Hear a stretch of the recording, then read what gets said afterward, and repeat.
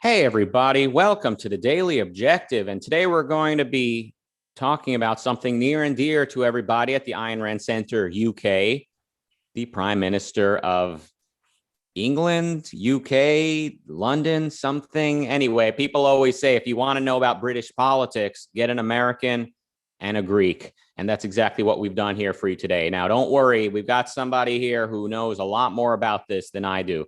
And please welcome him. He is the myth, the Greek myth himself, Nikos Sotirakopoulos. Thank you. So how do they say it? We watch the speech so that you don't have to, dear viewers. So this was the speech by the Prime Minister in the Tory conference. So the setting matters because when they are in their conference, usually political leaders tend to show more of an ideological, they give more of an ideological aura in their speech. They have to throw some red meat to their audience. So we have a clear plan and details on the speech. But before we start, while I was reading the speech, there was a voice playing in my head. And it took me some time to figure out what that speech reminds me. And it reminds me a scene from Atlas Shrugged, Part 3. So, mega spoiler alert, if you haven't read Atlas Shrugged, now it's time to pause. John Gall has been captured, but of course the central planners claim that he's their friend and that they have a magical plan to save the economy. So they have this reception, the equivalent, let's say, of a conference. And the central leader in charge, Wesley Mouch, declares, the John Gall plan will reconcile all conflicts. It will protect the property of the rich and give a greater share to the poor. It will cut down the burden of your taxes and provide you with more government benefits. It will lower prices and raise wages. It will give more freedom to the individual and strengthen the bonds of collective obligations. It will combine the efficiency of free enterprise with the generosity of planned economy. So this is, let's say, the caricature. No, this is the actual talk from Atlas Shrugged. Obviously, Ayn Rand tries to make a caricature of the principle-less politician who just throws things and doesn't have an idea of a principle. And this is what Boris Johnson's talk reminded me of. Now, let's go to the talk itself. And so that we are fair, Boris begins with some of the achievements of his government or of the areas where his government has done better than other governments. And he says, we are now post-lockdown, one of the most open societies in Europe and in the world, if not the most open in terms of COVID restrictions.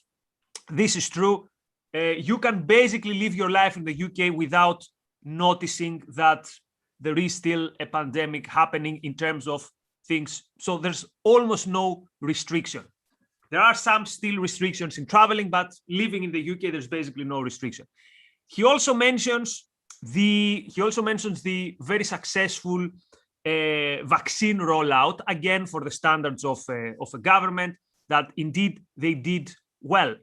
And again, because he is in a Tory conference, he's in a Conservative Party conference, at some point he says, let us be clear that there is a huge philosophical difference between us and Labour. And basically he says that we believe in leveling up, in bringing the poor up, whereas Labour believes in bringing the poor down. And also when it comes to the vaccine, he starts by, again, saying it's not governments that brought the vaccine, it's capitalism that brought you the vaccine. Of course, helped by government research and all that stuff. So the left today is focusing on this, that Boris Johnson revealed his face as a market radical.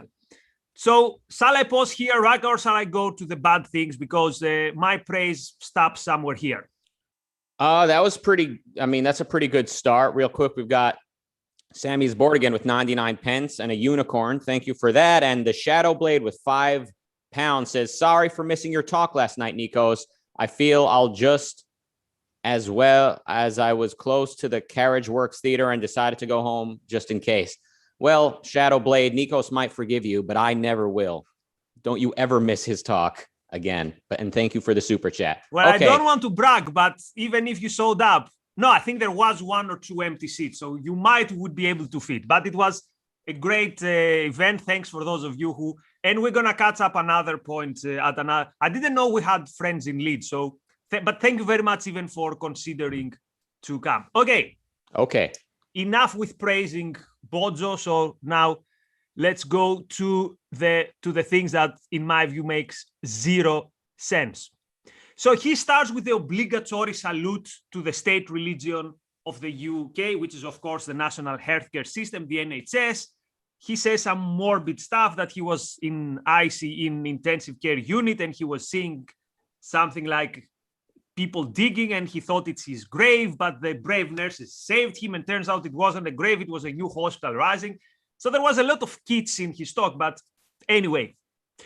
So then he says, and I want to focus on some stuff that I think show a real economic illiteracy. And again, from someone who is supposedly a classical liberal, and from someone who supposedly has been around in banquets and events of free market think tanks and all that stuff, he should know better. So listen to this. We are not going back to the same old broken model with low wages, low growth, low skills, and low productivity. All of it enabled and assisted by uncontrolled immigration. So even in the minds of a conservative, how is low productivity? I mean, low wages, okay, I kind of understand it, but if you claim that you understand freedom, how does productivity and immigration relate to? So so let's say, again, let's try to steal money. Why are conservatives so obsessed with these things, that actually immigration is bad even for the economy and even in terms of the productivity of the business itself? So what do they have in mind with that? You're asking me? Yes. Well, that seems to be what's important to the voters. So they find a way to connect it. I mean, you couldn't connect immigration to anything if that was your job, basically, to pander to these voters. Look at the way I answered your question with literally nothing happening in here. That's their job to do full time. Answer a question as though they've thought about it before. Okay. But this was like completely out of the blue. So I was reading, and low wages, low growth, low skills. Okay, he's probably going to say something, I don't know, the role of the state. And then it's like enabled and assisted by uncontrolled immigration. Again, economy one-on-one. A business needs someone, they get someone who is clearly productive, because otherwise they wouldn't get him. Or they say, well, but because they are because they're cheap, the business hasn't got the incentive to invest in, let's say, machinery. Again, this makes no sense. If machinery is going to be more productive to the business than, let's say, 5 immigrants, they're going to get the machine. If they get 5 immigrants, it means that the 5 immigrants are more productive than the one machine. So it takes a central planner, the mindset of a central planner, to say, I judge and I claim that immigration is bad for productivity. And again, this is the mindset of Boris Johnson, and this is the mindset of modern conservative. And it's something even worse coming then. So he has to say something bad about labor every now and then. So he talks about they're going to be tough with policing, again, law and order stuff. And he says, and look at our opponents. What does labor want to do? They want to decriminalize hard drugs. First of all, I haven't heard labor saying that. I wish they did. So again, you have someone who is supposedly a polymath, a bright mind, educated. And this is like free economics 101. You decriminalize drugs, you have less crime. Somehow in this man's mind, by decriminalizing the drugs, you're going to get more crime. Because notice, he doesn't mention crime when it comes to, let's say, broken communities. He doesn't say, if we decriminalize drugs, more people, more families will be broken. He says, no, as part of law and order, we reject these crazy leftists who say decriminalize drugs. So again, my sympathy to the free market think tanks who have spent, I don't know, probably hundreds of thousands to events with Tory party influencers, ministers, and the Tory prime minister does not understand that decriminalizing drugs is not going to lead to more crime. I mean, yeah, this is what we're dealing with. So is he trying to like pander to the more left-leaning people with the immigration point, saying like this has been great that we've had unrestricted immigration, or was he saying to the conservatives like, look what we were able to accomplish with open borders? Imagine what we could accomplish with closed borders. Or do you know what point he was trying to make with regards to that? I think he was trying to say the opposite. He was trying to say that because here's again the central planner. He said, we want immigrants, but we want the skilled ones. Again, who is we? The only person who can decide who is productive and who is good for one's business is the person running that business. I might not want, quote, skilled immigrants. I might have fields, and I just need someone who has experience in fields. So what does it mean, quote, skilled? But again, this is the mindset of a central planner, or to say this in different words, of a right-wing central planner. And these politicians represent us, the voters. Obviously, you and I disagree with how they're doing things, but we are a true minority.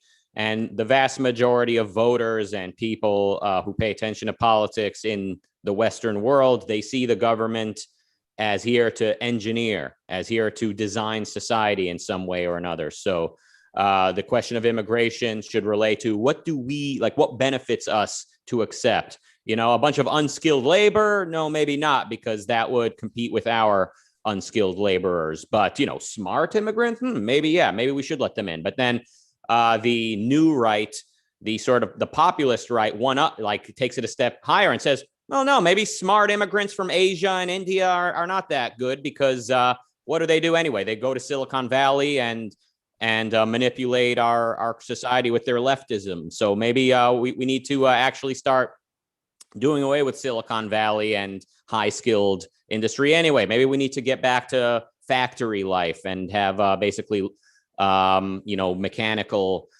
labor be the sort of norm. And they think that's possible. They think, I mean, obviously I'm taking liberties with what it is that the right-wingers say, but they're trying to tame the development of technology and sort of glamorizing, romanticizing the days of everyone working in a factory. They actually think it's possible that you can just take us, 40 years backwards in time and just hold it there. Like we'll just be able, the divine right of stagnation, they actually believe is possible. Of course, that's not possible at all.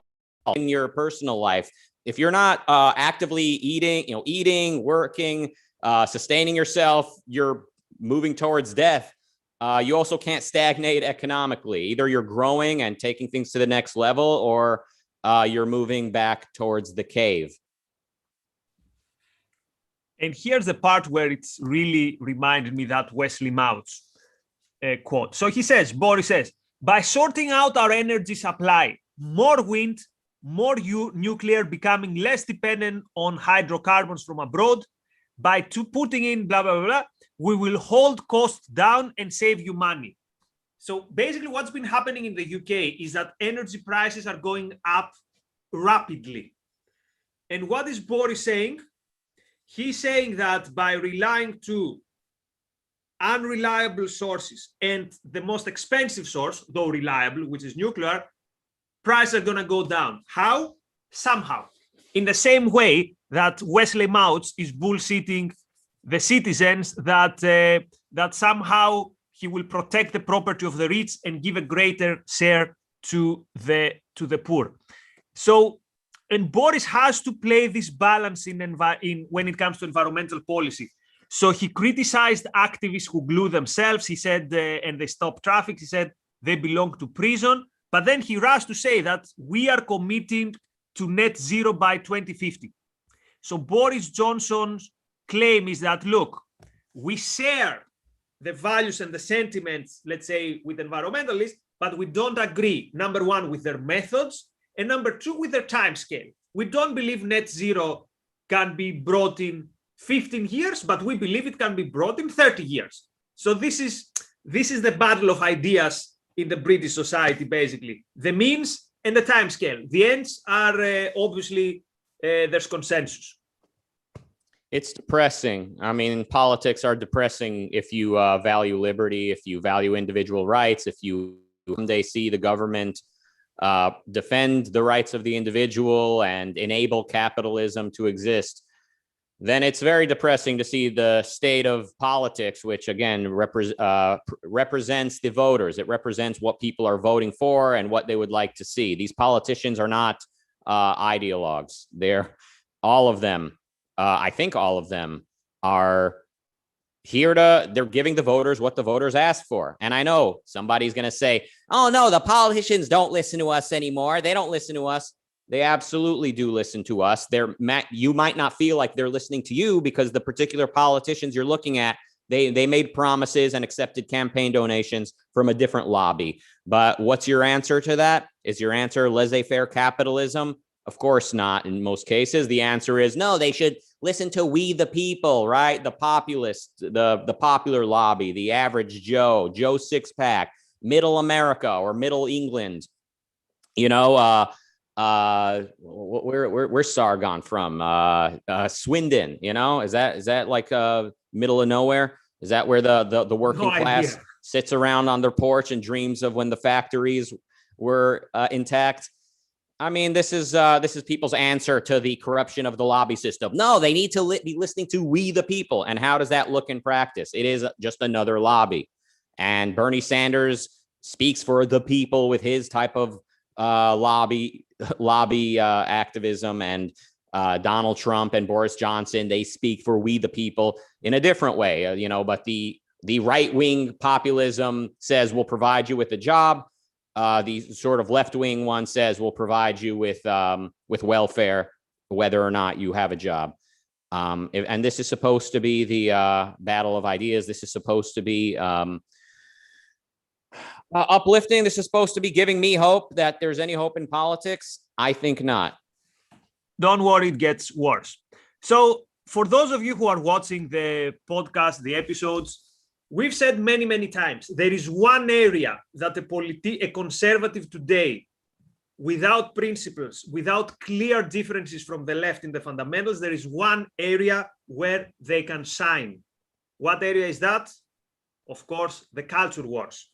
So, of course, Boris has to throw some red meat there because there were many young culture warrior conservatives, the types of people who were kind of half-heartedly complaining at some point with the lockdown, but then, of course, they are in the conference and they're clapping, so he has to throw some meat to them. Well done, by the way, to these people.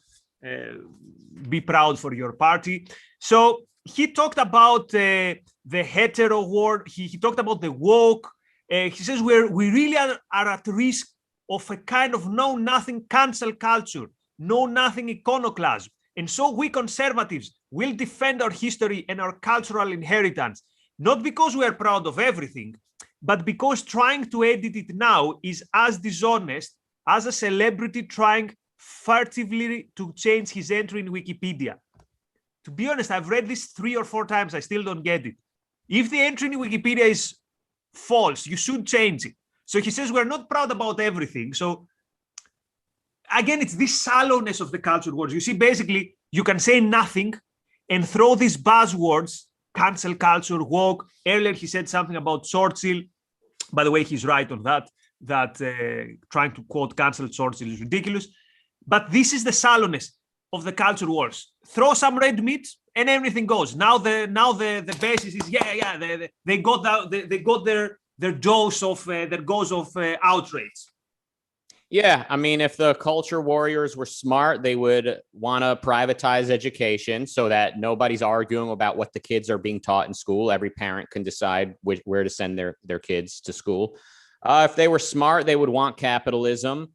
But no, instead, they're trying to seize the means of production on behalf of their own cultural attitudes. So if they're more on the conservative side, they want to change the public schools to teach more or less leftist stuff. And we're seeing people like Charlie Kirk say, like double down on the culture war. Say you want public schools to teach the Bible as well, and maybe even alternative views of evolution like creationism. So yeah, please count me out of that culture war. And of course, increasingly, we're seeing them wanting to nationalize or heavily regulate and break up and invoke antitrust towards Silicon Valley companies. So, I mean, yeah, you want a culture war? Fine, fight a culture war. Fight for privatizing, and then fight the battles that actually matter. Don't try to accuse these. Don't try to accuse the whole world of being committed communists against you. You know, the other day we last time we did an episode, I spoke about how I'm dealing with reprimanding and quote censorship from big tech companies. I actually got in touch with someone at YouTube. This is like amazing. Like, it's like you finally get to the other side, behind the curtain of the Wizard of Oz. And the guy's super polite, like, hey, thanks for reaching us. Really sorry you're going through that. Okay, I'll pass this along to the internal team.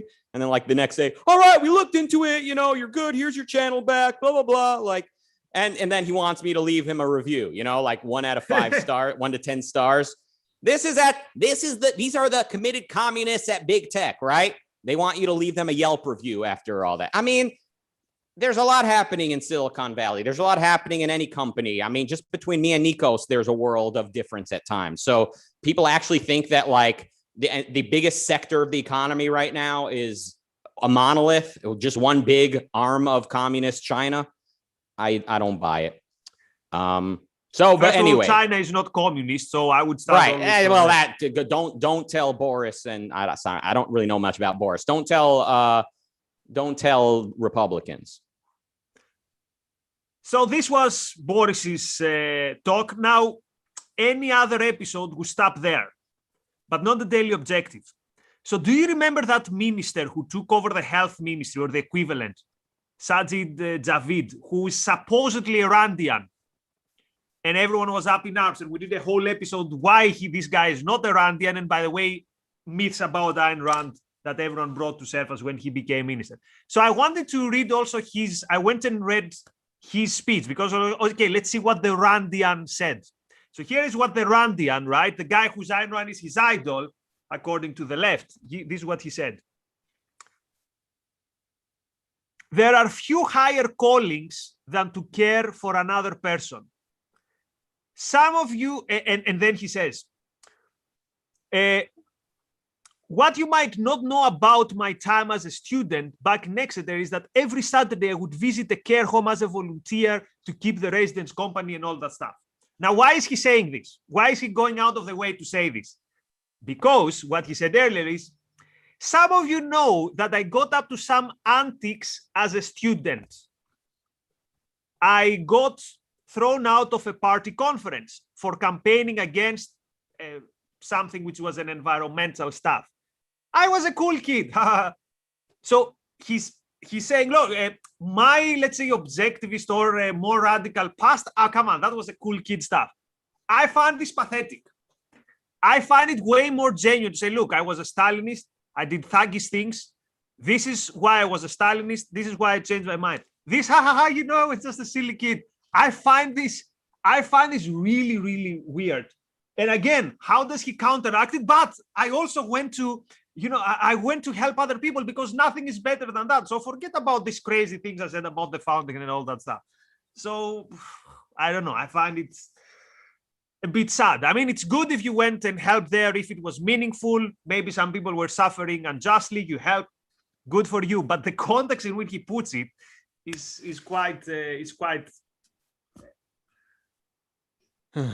Yeah. God, and again, that's supposedly the ideologue. That's like the Randian in this government. Okay. All right. Jonathan Honig with $1.99. Thank you for that. Marilyn with $10 says, #1 fan. I like Marilyn. We're big fans of hers here.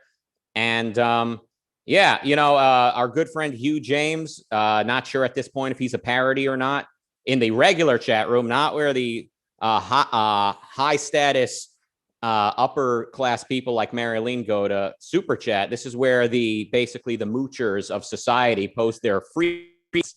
Hugh James says it's subversive. What did he say? Like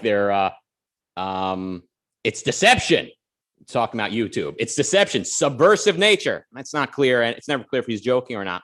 But this is actually how people see like the other, Silicon Valley today, Jews yesterday, Jews probably tomorrow. You can take You take any otherism, anytime that a group of people are being scapegoated, remove that particular group of people and replace it with Silicon Valley, big tech, and just you have this blanket statement about all of them. They're all evil. They're all one thing. They have one hive mind, and this is the way people look at them. It's, I mean, there's a reason we're seeing Republicans, the new right, increasingly show like sympathy to the Taliban, being like, you know, maybe the Taliban maybe we have more in common with them than we thought. There's a reason for that. The mentality that overtakes most of the Middle East, where they still hold on to medieval views of Jews and, you know, basically Western man as being deceptive and constantly trying to trick them. This is how people basically are operating. The more tribal we get, the less individualistic we get, the more we're going to see this kind of stupidity. And I'm very not happy about it. Now, do you have... Sorry, you mentioned tribal, so I have to, but yeah, go on. Now, get ready for this. Get out your dictionary and your best thinking hat, because we got a super chat from Phil with £5. He says, Johnson is that psychiatric dichotomy, the altruistic narcissist, also known as the psychopath specializing in shallow affect. So, Phil, my original suggested title, which was not declined, but the powers to be chose another one. My original title was two titles as suggested: The Nothingness of Boris Johnson's, or Boris Speaks and Says Nothing. Which so we are. I don't know about the definitions of the thing you said, but I think we agree that there's not much there. I mean, I look at most politicians as like they're narcissistic. I think you have to have something wrong with you to be a politician in today's world, unless you're just exceptionally different from most of them. And altruism is like the underlying presumption, right? Like whatever you're doing, you're not doing for yourself, you're doing for the people, and whatever policy you enact, it's to help the downtrodden and the people who need help the most. You know, like what did Romney say? I'm not concerned about the very rich or about the very poor. They've got their welfare. You know, it's the middle class. It's always the working class, the middle class, or it's the very poor. It's never about justice. It's never about I want everyone who earns something to keep it. It could never. But you know what's fascinating about that? Mm-hmm. For example, Stalin. I'm reading a super long biography. Stalin was 100% an altruist. Most people don't get it. People think he was power hungry. No, Stalin actually had serious health problems because he was overworking. Stalin died, quote, poor. Stalin sacrificed his son in the war with Germany. So the Germans told him, do you want to exchange your son with generals? Although I haven't reached that point, but I think it's almost agreed historically that it happened. Stalin said no. So Stalin was an altruist, and at the same time, one of the biggest mass murderers in history. So people think that the altruism in politics is like a facade, and behind it, it's people who want personal gain. Stalin was 100% serious that it wasn't about himself. When he did the mass terror, it was very possible that he would fall victim of it. But it was like, yeah, this is what the revolutionary process requires. And yeah, if I'm next to be shot, that's what happened. So some of them are really altruist. I don't think that Boris has reached that level of being obsessed with an idea that he's going to sacrifice everything. It's more like the narcissist / altruist thing sounds, I think Phil is onto something, although again, I don't like psychology and don't know these terms. And people are complex. So like a dictator could from 8 to 10 p.m. be having orgies with peasants, like the dictator of China, Mao, but also firmly believe that what he's doing benefits the people and, all these millions are the greater good. So, Stalin living in a mansion, presumably surrounded by servants and anything he wants.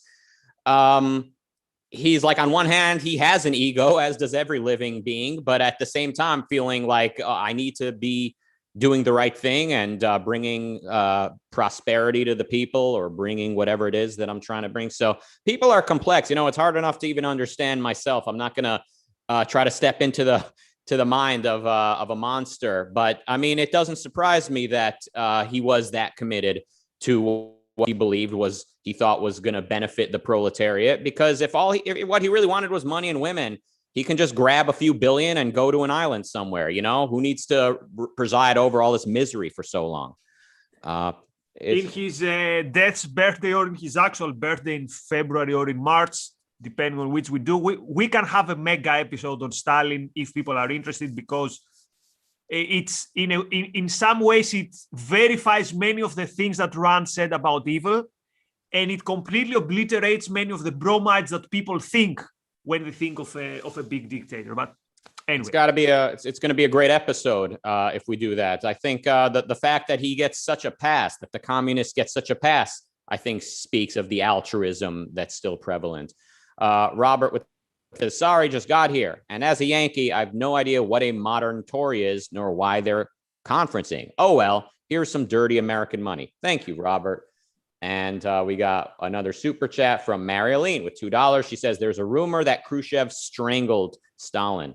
Well, Nikos, have you heard this? So what actually happened? First of all, you need to understand something. Anyone who was around in highest echelons in the 50s means that in the 30s, in the period of terror, they were the ones that were throwing under the bus their colleagues, or they're giving many quotas of people to be executed. So anyone who was around Stalin in 50s was a survivor of the worst kind.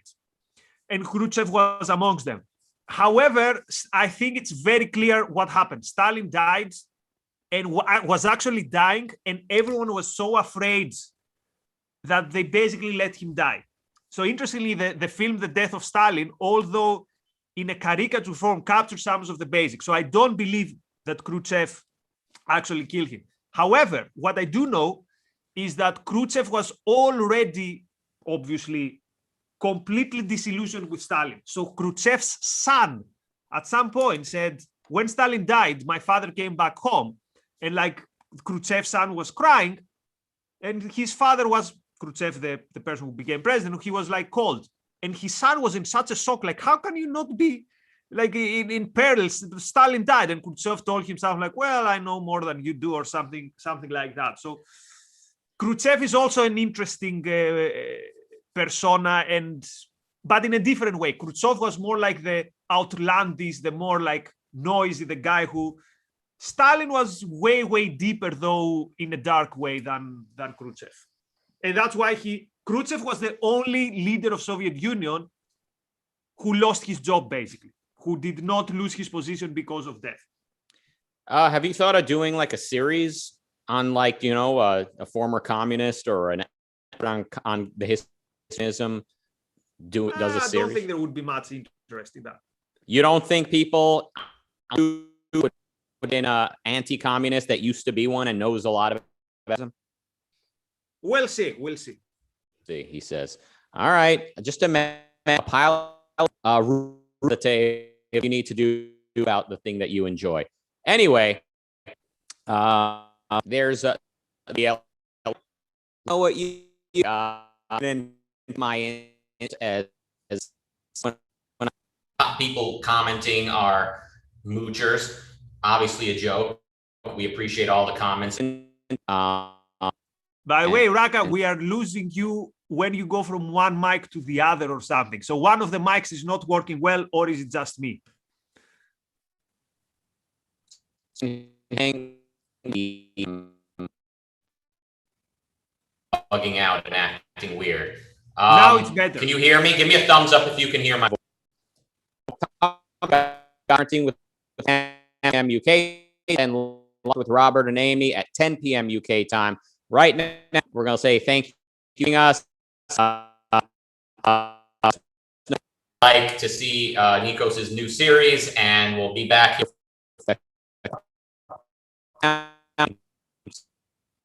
I can't hear much, so I hope I haven't committed to anything, because I'm losing. It's like that episode of Friends where Chandler falls asleep and he finds out he has a job in Tulsa. Anyway, bye everyone.